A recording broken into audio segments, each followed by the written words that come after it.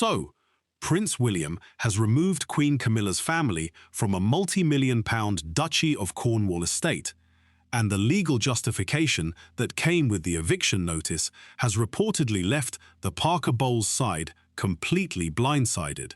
Nobody on the inside saw the timing coming. The property transfer happened quietly at first. Then the paperwork started moving, and by the time the lawyers finished explaining the clause that triggered it, the arrangement that Camilla's relatives had treated as permanent simply no longer existed. And the thing is, this was not a family argument that spilled into the press. This was a structured, legally documented removal, executed through duchy channels with a paper trail that goes back decades. What makes it so damaging for Camilla is not that William controls the estate. She already knew that. It is the specific reason the lawyers gave. Because once that reason is on the record, it does not just end one living arrangement. It makes it almost impossible for her family to ever be placed in that position again. The how is the interesting part. So let's start with the promise. Before this became a confrontation, the arrangement looked settled. Camilla's family had access to a grace-and-favour property within the Duchy of Cornwall's portfolio, a quiet, valuable estate that carried no commercial lease and no public rent demand. The understanding stretched back years, reinforced by the assumption that as the king's wife, Camilla's relatives would be treated as extended royal household. That assumption is exactly what William's team has now dismantled. And you have to understand the scale of what William inherited. When Queen Elizabeth II died on the 8th of September 2022, William became the 25th Duke of Cornwall, automatically. The Duchy of Cornwall is not a ceremonial title. It is a private estate established in 1337 by Edward III to provide income for the heir to the throne. Today, it spans more than 130,000 acres across 23 counties, with a portfolio valued at over £1 billion. It includes farmland, coastline, residential property, commercial developments, and the Oval Cricket Ground. The Duchy reported revenues of £23.6 million for the 2023 to 2024 financial year, all of which went to William personally as the Duke. That is not crown money. That is his money, generated by an estate that predates most European monarchies. Within that portfolio sit dozens of residential properties, some rented commercially, some used by estate staff, and a small number historically offered as grace-and-favour arrangements to people connected to the royal family.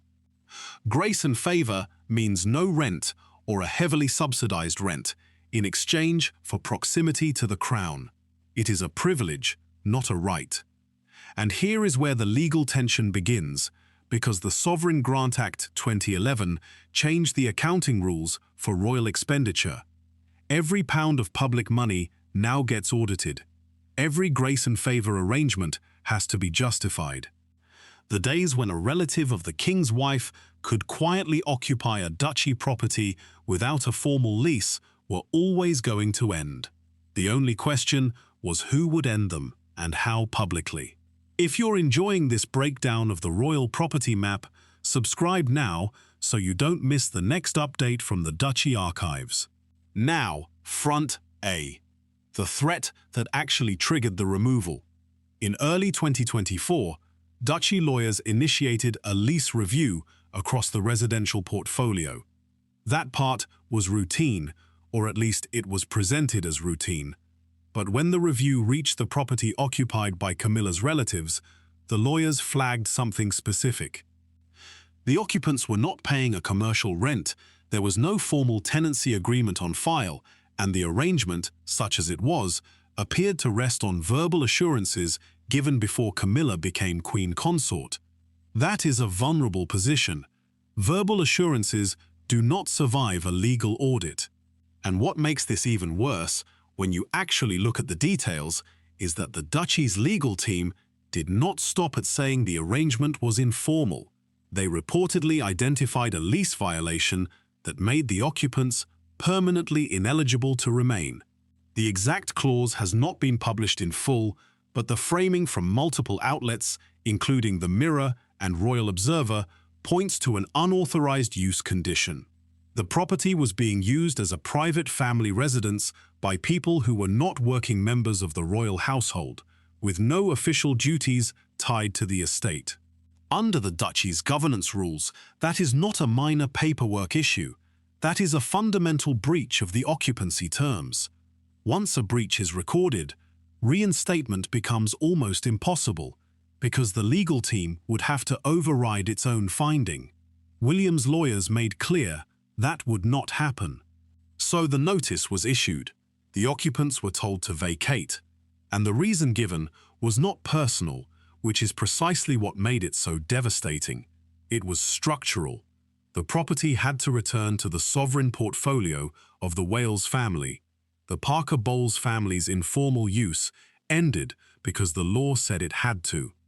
But here's where it gets complicated, because the king himself had already set the precedent.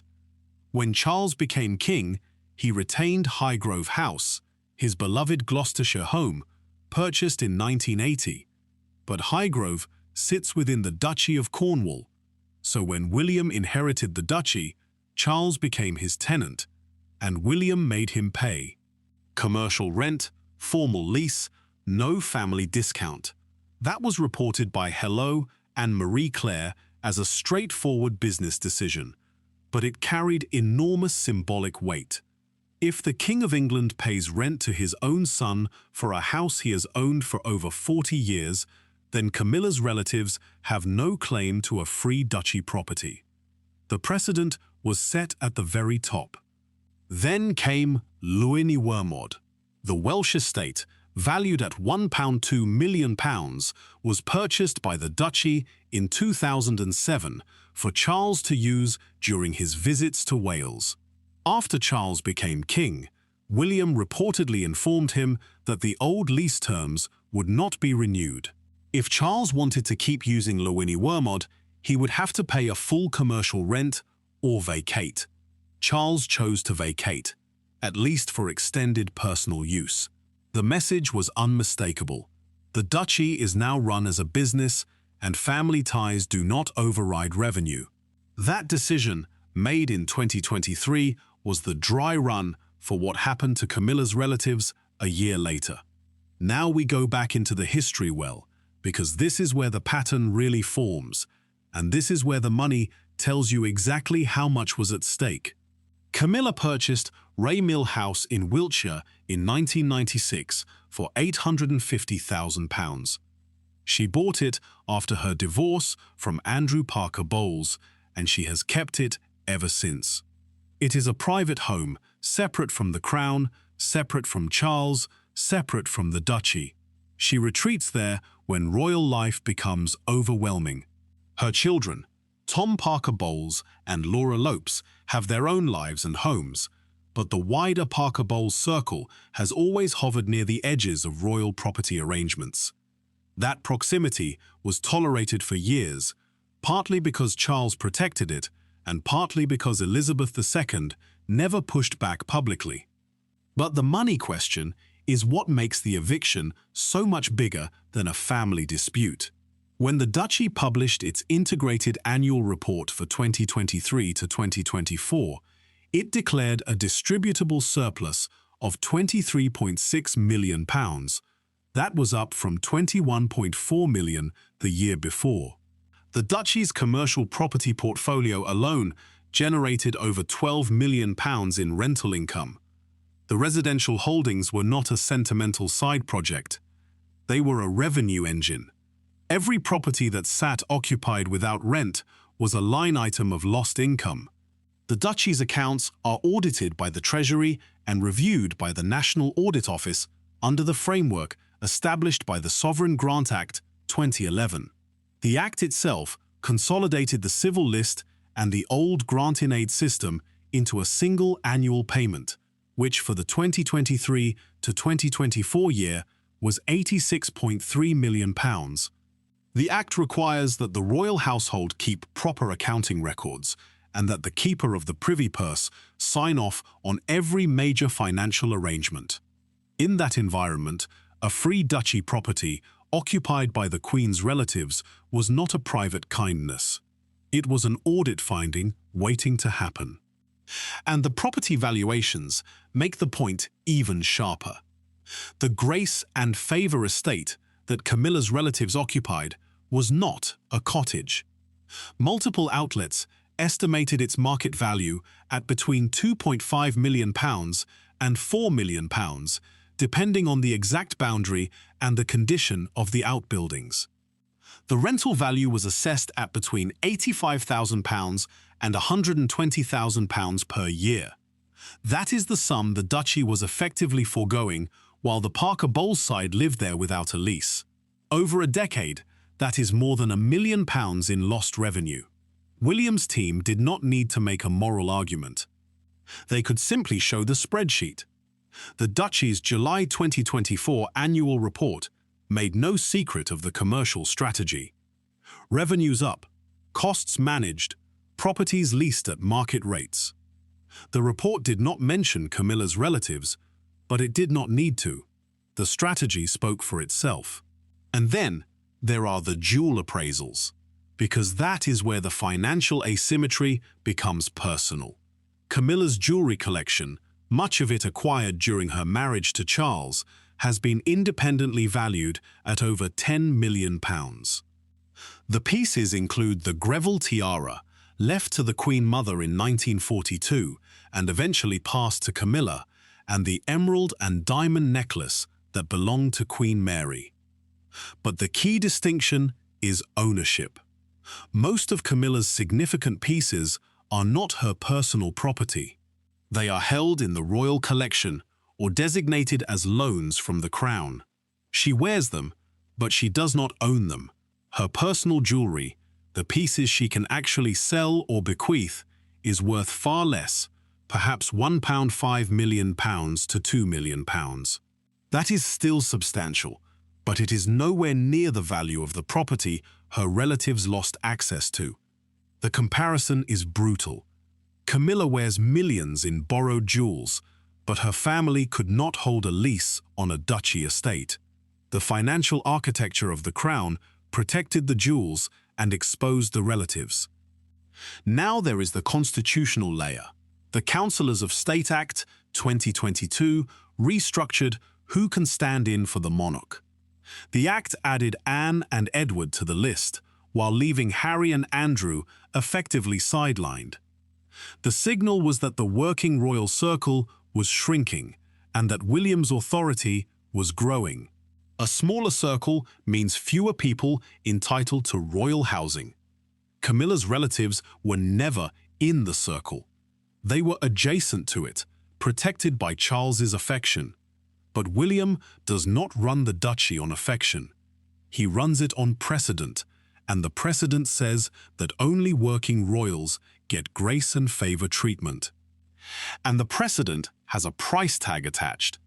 The sovereign grant for 2024 to 2025 was set at £86.3 million, but the actual cost of the monarchy is far higher when you include security, which is paid separately by the Home Office and the Metropolitan Police, and is not published. Anti-monarchy groups like Republic estimate the true annual cost at over £345 million. Every time a duchy property sits empty of revenue, that figure gets harder to defend. William knows this. His team reads the same Treasury reports. The optics of Camilla's relatives living rent-free while the monarchy asks for more money were unsustainable. The duchy's commercial strategy was not just about profit, it was about survival. And what makes this even more striking when you look at the press war is how the outlets framed the same set of facts. Reality T ran the emotional angle, focusing on Camilla's humiliation.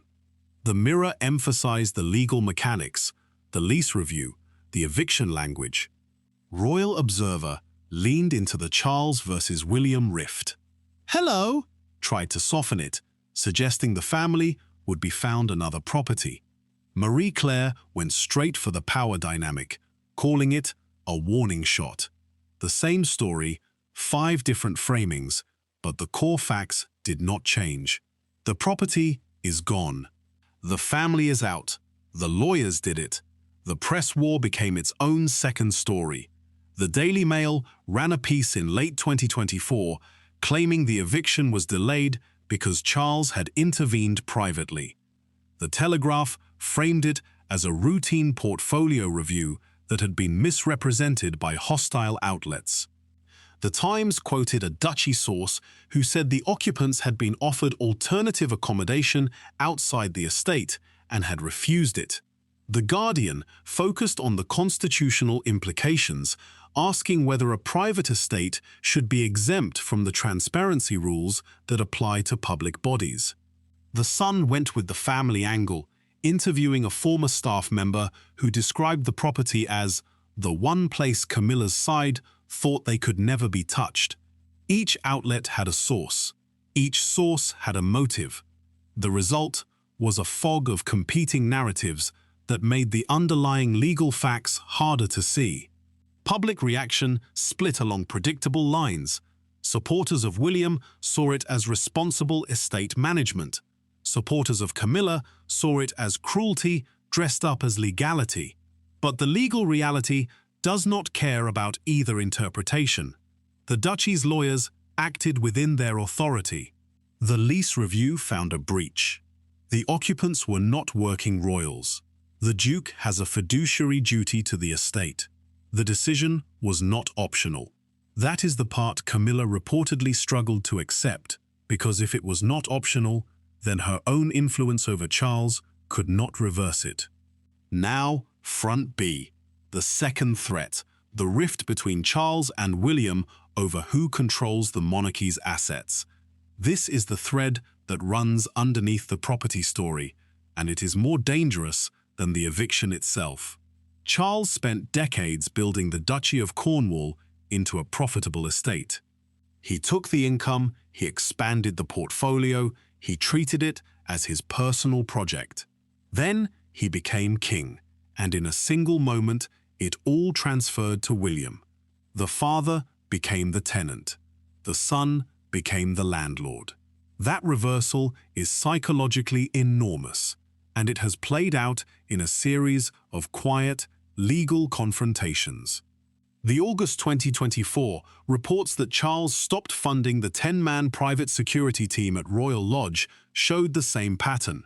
Royal Lodge, the Windsor residence occupied by Andrew, had its security withdrawn as part of what insiders described as an aggressive audit of property privileges.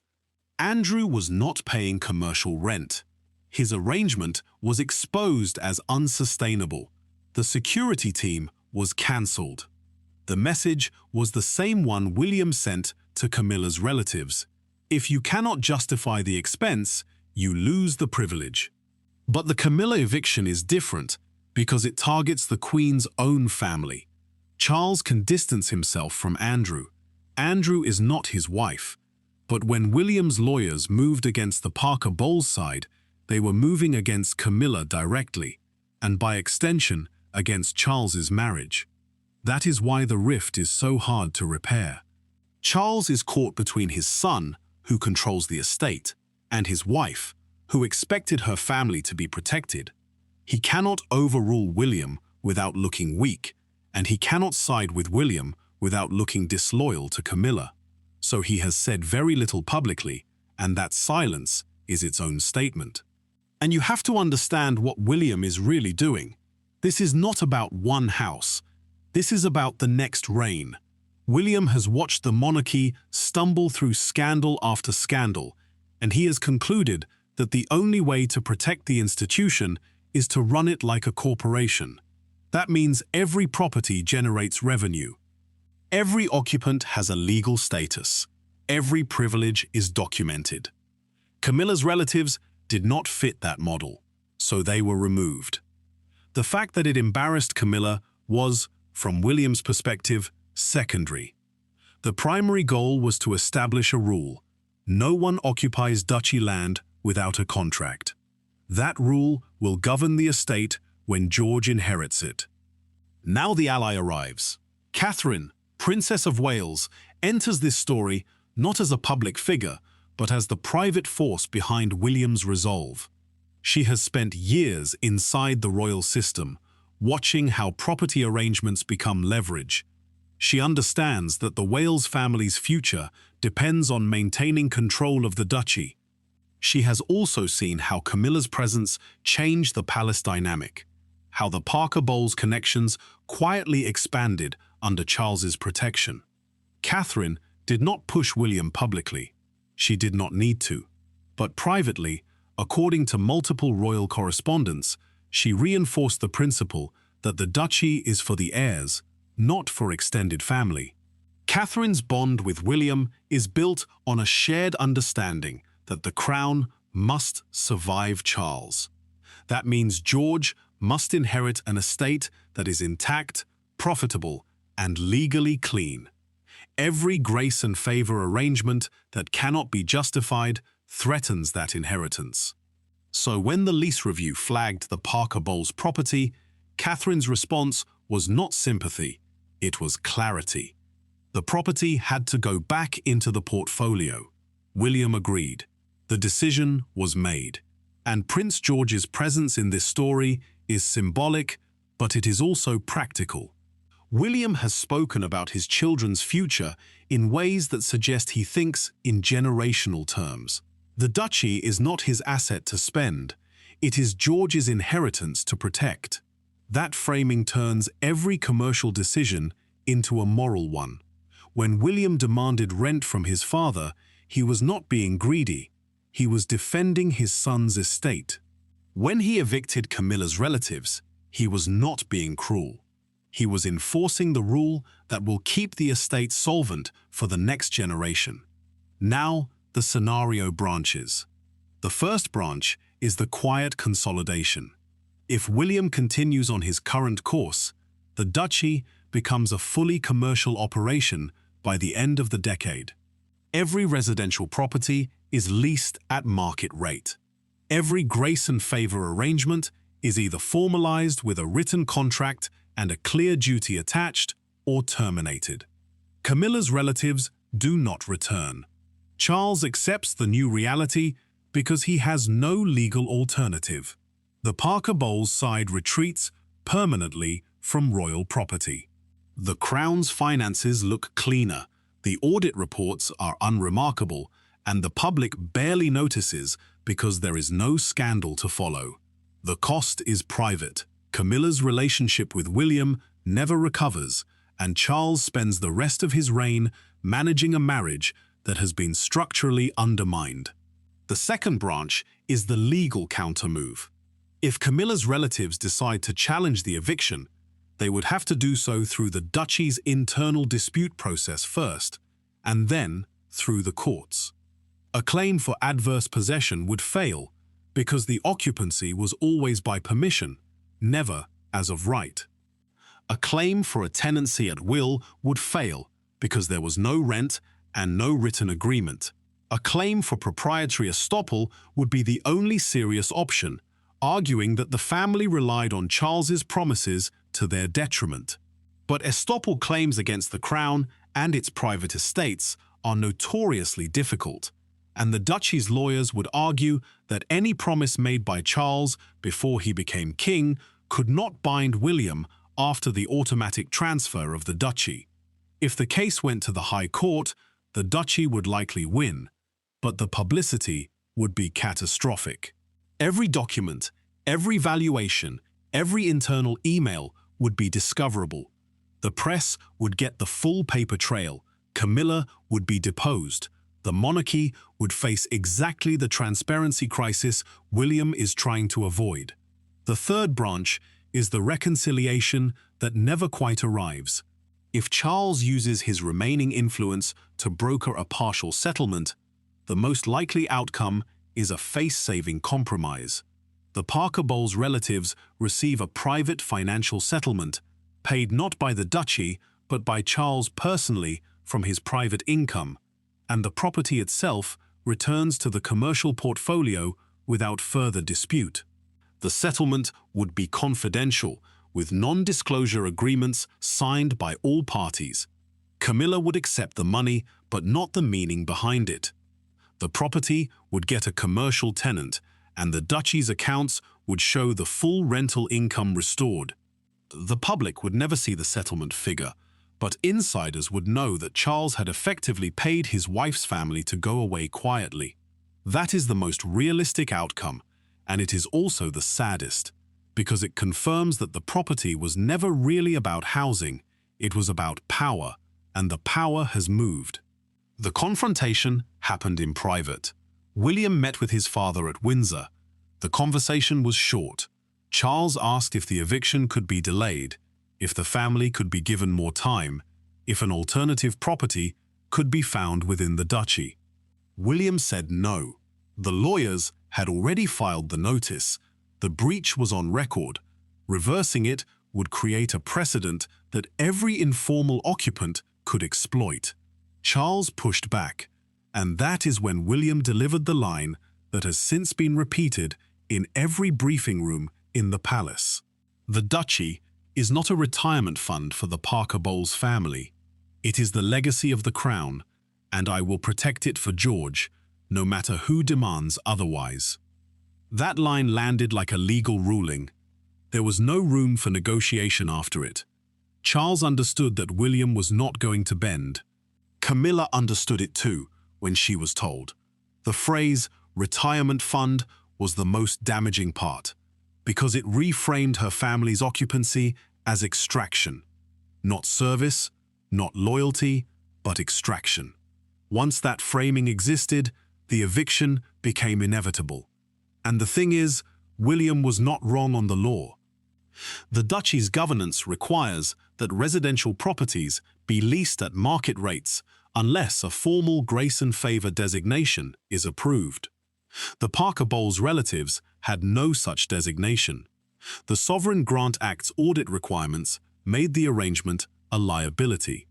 The commercial precedent set by Charles's own rent payments at Highgrove made the old informal system impossible to defend.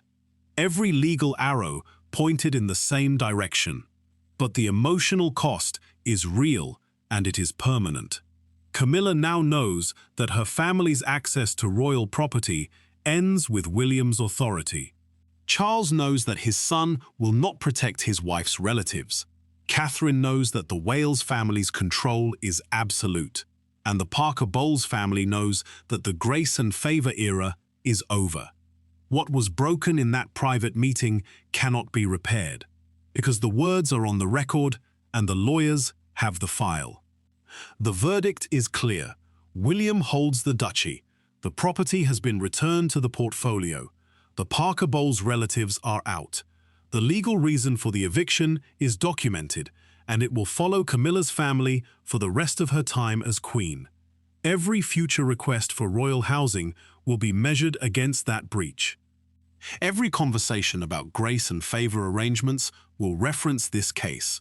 The king cannot reverse it. The queen cannot soften it. The lawyers made sure of that. And the melancholy close is this: the royal family has always used property as love and as punishment. Charles gave Camilla's family a home as a gesture of devotion. William took it away as a gesture of sovereignty. Neither act was random. Both were calculated. The difference is that William's calculation had the law behind it, and the law does not care about feelings. The duchy will keep generating revenue. The property will get a commercial tenant. The Wales children will inherit an estate that is cleaner and richer than the one their father inherited. And Camilla will sit in Mill House, the one home that no one can take from her, and remember the moment when her family learned that the crown's legacy is not a shelter. It is a system, and William is the one running it now.